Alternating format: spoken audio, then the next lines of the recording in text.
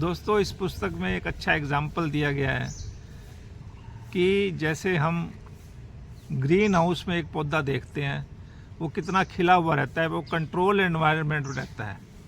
वहाँ पर वो उसको सनलाइट भी प्रॉपर मिल रही है, उसको पानी भी प्रॉपर मिल रहा है जब उसको चाहिए, और उसको वो एयर भी मिल रही है जितनी उसको रिक्वायरमेंट है। तो दोस्तों, वो जो पौधा है, जो फल है, जो फ्रूट है, जो भी हम उस ग्रीन हाउस में लगाते हैं तो वो कितना सुंदर खिलता है। लेकिन वही फूल, वही फल, वही पौधा जब आप उसको एनवायरनमेंट से, ग्रीन हाउस से बाहर लाते हैं तो वो कुछ ही समय में बाहर के एनवायरनमेंट में जल्दी से समाप्त होने की ओर निकल जाता है। तो दोस्तों, ऐसे एग्जाम्पल टोले दे रहे हैं कि जैसे हम किसी आश्रम में जाते हैं, वहाँ मेडिटेशन करते हैं, वहाँ का खाना खाते हैं, वहाँ पर ही रहते हैं, तो उस एनवायरनमेंट में हमारी जो अवेकनिंग है कुछ जाग जाती है। लेकिन जब हम फिर दूसरी दुनिया में वापस आते हैं तो दोस्तों, जब हम दुनिया के एनवायरनमेंट में आकर अपना समय बिताने लगते हैं तो दोस्तों फिर हमारे ऊपर वो अवेकनिंग जो है वो फेड होने लग जाती है। लेकिन उसको लाने के लिए, रिचार्ज करने के लिए दोस्तों, ऐसी पुस्तक का पढ़ना बहुत ज़रूरी है जो ये एकार्ट टोले द्वारा बताई गई है, टू लिविंग इन प्रेजेंस। इस पुस्तक का नाम है द पावर ऑफ नाउ। दोस्तों, मैं आज आपको पावर ऑफ नाउ पुस्तक के लेखक एकार्ट टोले और उसके लाइफ के बारे में बताना जा रहा हूँ। दोस्तों, ये राइटर 1948 में जर्मनी में पैदा होता है और ये बहुत चैलेंजिंग एनवायरनमेंट में जी रहा था। उसकी फैमिली में भी संबंध अच्छे नहीं थे, पर्सनल स्ट्रगल चल रहा था, और कुछ समय के लिए अपनी मदर के साथ ये स्पेन में भी रहा।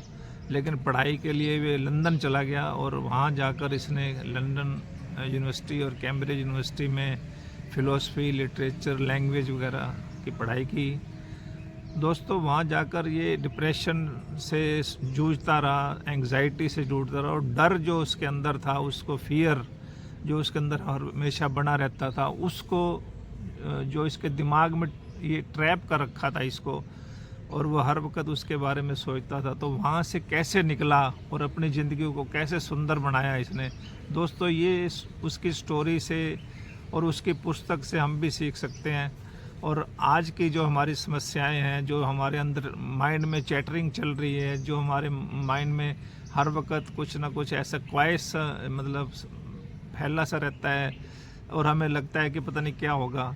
तो दोस्तों, ये यहाँ पर हमें अवेकनिंग के बारे में बता रहे हैं टोले। ये कह रहे हैं कि जब इनको 1977 में अचानक से ऐसे फील हुआ कि भाई ये जो पेन हो रहा है, जो सफरिंग हो रही है, ये मन में हो रही है और मन मैं नहीं हूँ।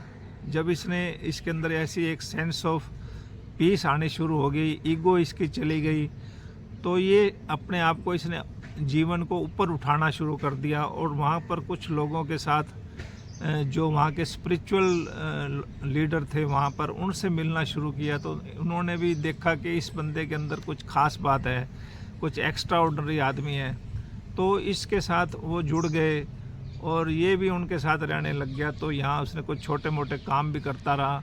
लेकिन वहाँ से अवेकनिंग जब इसको हुई तो इसने ये पुस्तक लिखी, और उस पुस्तक में क्या लिखा गया वो हम आपको दोस्तों, आज मैं आपको पावर ऑफ नाउ एकार्ट टोले की ये पुस्तक के बारे में बताने जा रहा हूँ। ये पुस्तक हमें बता रही है कि हमें विचारों और भावनाओं से परे होकर हमें आज में जीना है, आज पर फोकस करना है, हमें आज नेचर का आनंद लेना है। और हम यूनिवर्स के साथ जब जुड़ जाते हैं, हमारे अंदर करुणा, प्रेम आने लगता है, शांति आने लगती है। दोस्तों, हमारी जब ईगो मिट जाती है, हम टोटल सरेंडर कर देते हैं, तो हमारे अंदर जो सफरिंग है, जो पेन है, वो निकल जाता है। हमारे अंदर कोई एक्सपेक्टेशन नहीं रहती, हम किसी तरह की कोई जजमेंट नहीं करते। जो फ्लो में नेचुरल हमें मिल रहा होता है, हम उसको एक्सेप्ट करने लगते हैं। तो दोस्तों, हम परम शांति को प्राप्त करते हैं। ये हैप्पीनेस और अनहैप्पीनेस से भी आगे की बात है, क्योंकि जब हम अंदर जाते हैं तो अंदर ही हमें असली आनंद की प्राप्ति होती है, जागरूकता की प्राप्ति होती है, हम अच्छा जीवन जी सकते हैं। दोस्तों, द पावर ऑफ नाउ पुस्तक में बताया गया है कि हमारे पास हर परिस्थिति में 3 रास्ते हैं, या तो हम परिस्थिति से भाग जाएं, हट जाएं, या उस परिस्थिति को बदल लें। तो हमारे हाथ में ये भी नहीं होता कि हम उसे बदल लें या उससे दूर हट जाएं। तो दोस्तों हमारे लिए क्या है, हम स्वीकार कर लें उस परिस्थिति को, तो हमारी दोस्तों ईगो चली जाती है। हमारा जीवन का उद्देश्य है वर्तमान में जीना, और हम इसे अभ्यास से अपने आप को इस को स्थायी बना लेते हैं। आनंद को जो हमें प्राप्त होता है, हमारा मानसिक प्रदूषण समाप्त हो जाता है जब हम पूर्णता स्वीकार कर लेते हैं। ये समर्पण को जब हम गले लगाते हैं तो हमारे शरीर के सारे दर्द, सारी सफरिंग, सारी पेन हमारी समाप्त हो जाती है। दोस्तों ये पुस्तक हमें बता रही है कि हम मन नहीं है, विचारों से परे, भावनाओं से परे हैं। हम जब अंदर जाते हैं तो ही हमें शांति की प्राप्ति होती है। और दूसरा इसमें बताया गया कि दर्द से मुक्ति का मार्ग चेतना है। चेतना के अंदर जाएंगे, ईगो को छोड़ेंगे, कॉन्शियसनेस के अंदर जाकर हमें शांति मिलती है।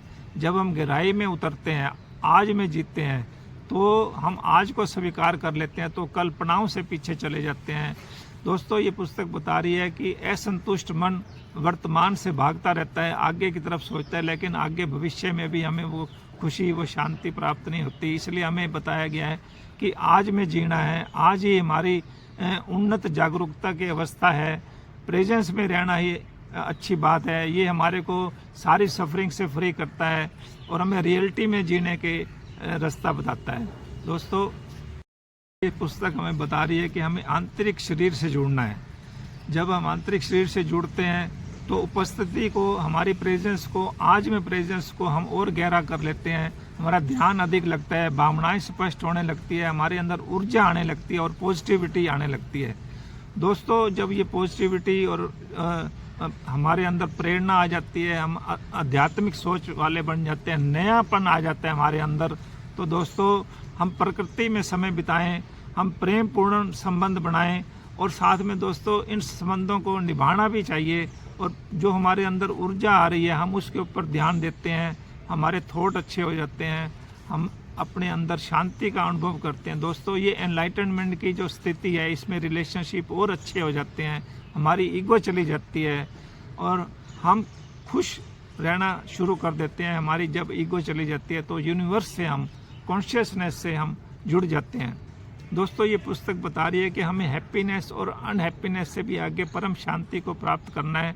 तो दोस्तों हम स्वयं से प्रेम करें, भावनाओं को ना दबाएं, और तभी हमारा परस्पर आपस में जागरण होता है और हम खुश रहना सीख जाते हैं।